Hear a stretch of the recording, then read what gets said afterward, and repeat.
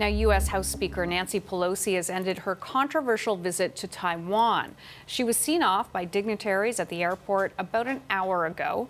China is responding on several fronts, with Chinese state-owned media calling the trip an opening salvo of war.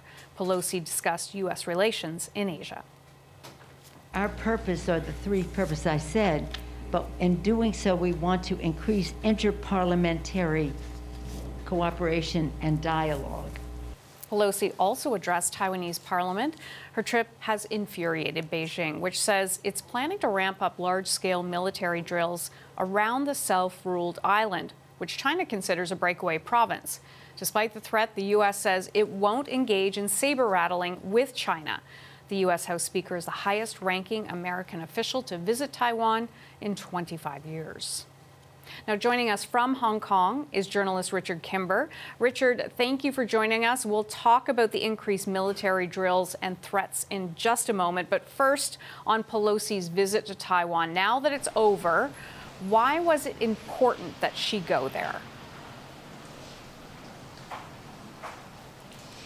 Well, Nancy Pelosi said in her first speech to the Taiwanese people and to the Taiwanese legislature that she says the world faces a clear choice between democracy, which she said is embodied in the self-governed island of Taiwan, and autocracy, which she says is represented by the way that the Chinese Communist Party has governed the mainland of China. She says that the US has an ironclad commitment to democracy around the world, and that was why she felt compelled to still visit Taiwan, despite the problems that she knew that might create in terms of US-Chinese tensions. This is also, analysts here say, a clear show of defiance from the US towards Beijing, because for weeks we've been hearing here threats and rhetoric from Beijing dismissing the notion that this would be an appropriate thing for any senior US politician or lawmaker to do, specifically with regards to a US House Speaker. And the fact that she's gone ahead and done this is a clear show, say analysts here, that the US is not prepared to back down to that type of grandstanding from Beijing over Taiwan. Let's talk about China's reaction to Pelosi's visit. What can you tell us about how Beijing has responded?